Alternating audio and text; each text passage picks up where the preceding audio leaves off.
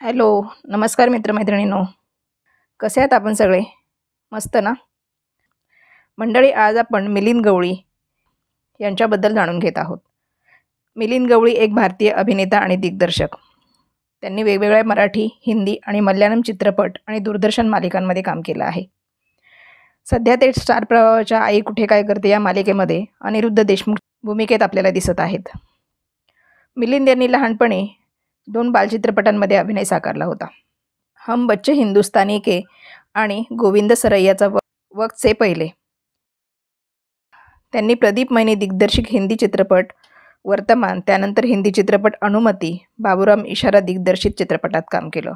संजू भट्टाचार्य यांनी जी-टीव्हीवर त्यांच्या चालू असलेल्या हिंदी मालिका कॅम्पसमध्ये एक टेलिव्हिजन मालिकेत अभिनय करण्यासाठी त्यांना आमंत्रित केलं होतं, जी मालिका खूप लोकप्रिय झाली आणि विजय पांडे दिग्दर्शित परिवर्तन, आहट आणि CID सारख्या एकापाठोपाठ एक मालिका त्यांच्या मार्गावर आल्या.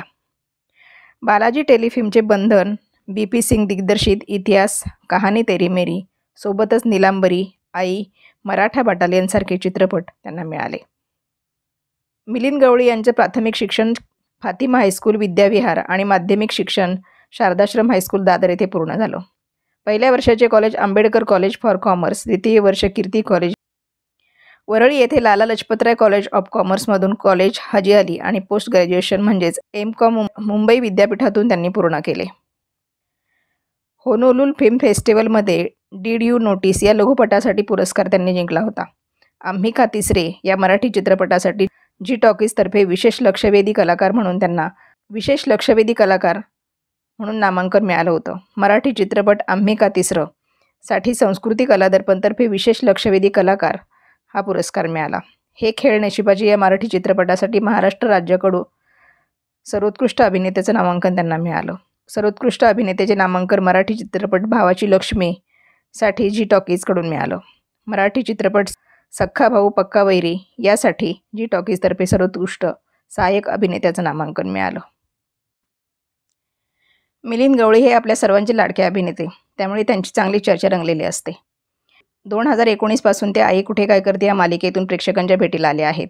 तेव्हापासून अनिरुद्धची सोशल मीडियावर क्रेज आहे. त्याच्या अनिरुद्ध या पात्रानं त्याचं सर्वत्र कौतुक झालं आहे. त्यातून या पात्रासाठी अनेक पुरस्कारही मिळाले आहेत. अभिनेते मिलिंद गवळी हे सोशल मीडियावर लोकप्रिय आहेत. सोबतच ते इंस्टाग्रामवरही चांगले सक्रिय असतात. त्यांच्या पोस्टही अनेकदा व्हायरल होताना दिसतात आणि तेही मोठमोठी वाचनीय पोस्ट शेअर करत असतात. सध्या त्यांच्या अशाच एक पोस्टची चर्चा सर्वत्र आहे. त्यात त्यांनी आनंद या विषयावर भाष्य केलेलं आहे.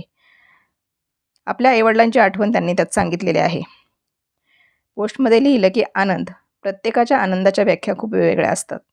काहींना खाण्यापिण्यामध्ये खूप आनंद मिळतो, तर काहींना इतर गोष्टीमध्ये. माझा एक मित्र आहे. खास एखाद्या हॉटेलमध्ये एखादी डिश अतिशय चांगली मिळते म्हणून खूप लांबचा प्रवास करून तिथे जाऊन तो पदार्थ खातो.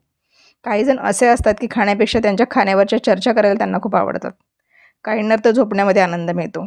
अगदी अभिमानाने सांगतात की आज 12:30 वाजता उठलो आणि मग नाश्ता केला. काहींना मोबाईल गेम्स खेळायला आवडतं, वाचन, लिखाण, सिनेमा पाहायला आवडतं. काहींना प्रवास करण्यामध्ये आनंद मिळतो. काही जणांना गाण्यामध्ये आनंद मिळतो. काहींना निसर्गाच्या सानिध्यात आनंद मिळतो. माझं असं लक्षात आलं आहे की आनंद हा आपल्याच मनामध्ये असतो. माझ्या आयुष्याच्या प्रवासामध्ये मला काही छान आनंदी माणसं भेटली होती, जी काही कारण नसलं तरी आनंदी असायची, सदैव प्रसन्न असायची.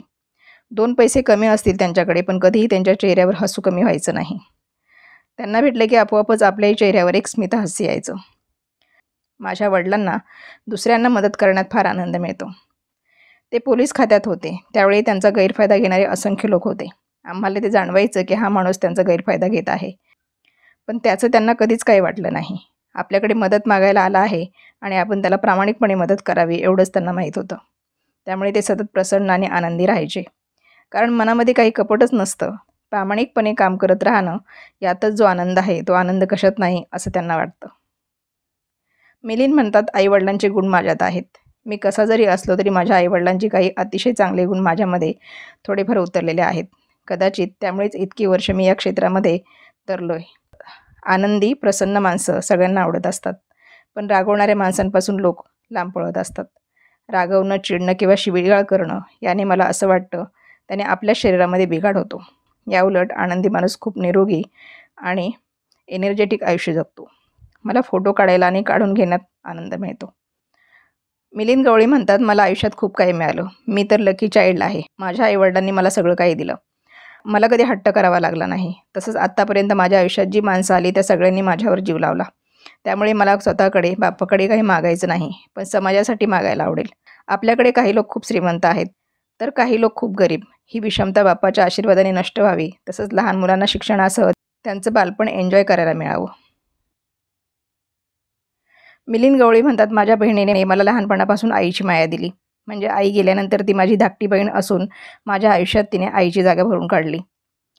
खरं ज्यांना बहिणी आहेत ते नशीब काढून आलेले असतात. परोपकार करत राहणे, सतत सेवा करत राहणे हे आपलं कर्तव्यच आहे, असं तिला वाटतं. माझ्यानंतर माझ्या आईच्या पोटी 2 वर्षांनी जन्माला आलेली माझी बहीण संग्या म्हणजे संगीता, तशीच रक्ताच्या नात्याइतकी घट्ट असणारी माझी बहीण पिंकी सुचित्रा, जी प्रेमाने सगळ्यात जास्त माझ्यावर अधिकार गाजवते. सुमेघा, मिनल, प्रीतम, पिंकी, विद्या, ज्योती, मंजू, माधुरी, शक्ती, शिल्पा, स्मिता, वर्षा, स्वाती, वृषाली, वैशाली, सोनल, शीतल, गुड्डी, शर्मिला, माझ्या मावस बहिणी, मामी बहिणी, चुलत बहिणी आणि या क्षेत्रामध्ये सुद्धा माझ्या असंख्य बहिणी आहेत. माझ्या या सगळ्या बहिणींना मनापासून खूप खूप खूप शुभेच्छा व आशीर्वाद. यातल्या काही जगाच्या दुसऱ्या टोकाला आहेत, ज्यांची माझी अनेक वर्षे भेटही झाली नाही, तरी माझं त्यांच्यावर खूप प्रेम आहे आणि तुम्हाला खूप खूप आशीर्वाद. सुखी राहा, आनंदी राहा, अशा प्रेमळ शब्दांनी त्यांनी आपल्या बहिणींबद्दल प्रेम व्यक्त केलं. मिलिंद गवळी यांनी एक पोस्ट शेअर करत सेटवर घडलेला एक किस्सा सांगितला. एका चित्रपटाच्या चित्रीकरणादरम्यान मिलिंद यांच्या ACP असलेल्या वडिलांनी त्यांची मोठी चूक पकडली होती, जी त्यांच्या कधीही लक्षात आली नसती.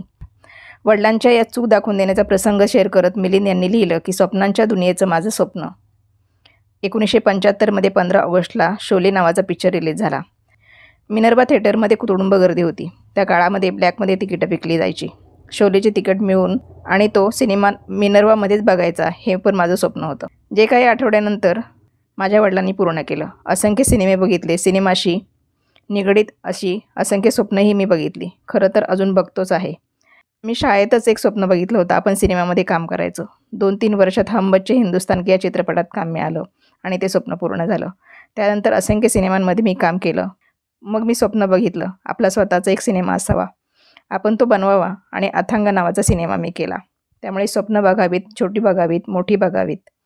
Then focus on it and work hard for it. आणि थोडा वेळ द्या, मग ती नक्कीच पूर्ण होतात. अथांग सिनेमा बनवत असताना माझ्या घरची मंडळी कधीतरी सेटवर यायची. छान वाटायचं. एक दिवस माझे वडील retire assistant commissioner of police Mumbai Shriram Gawali साहेब सेटवर आले आणि त्या दिवशी माझे मित्र जे DCP ड्युटी कमिशनर ऑफ पोलीसचा रोल करत होते. नेमका त्याचा सीन शूट करत होतो. आमच्या ड्रेसमनने DCPचा युनिफॉर्म आणून दिला. नेमका माझ्या वडिलांसमोर पप्पांनी तो पाहिला आणि मला म्हणाले, हे सगळे बिल्ला बॅचेस चुकीचे आहेत. DCPचा ड्रेस आहे, पण हवालदाराचा बॅच बिल्ला लावलेला आहे. खरंच आम्हाला कोणालाही लक्षात आलं नव्हतं. खरंच सिनेमातले आम्ही खोटे खोटे हिरो असतो. खरे आपल्या देशातले हिरो म्हणजे माझ्या वडिलांसारखे असतात, असं त्यांनी म्हटलं आहे. मिलिंद गवळी यांना पुढील वाटचालीस खूप साऱ्या शुभेच्छा.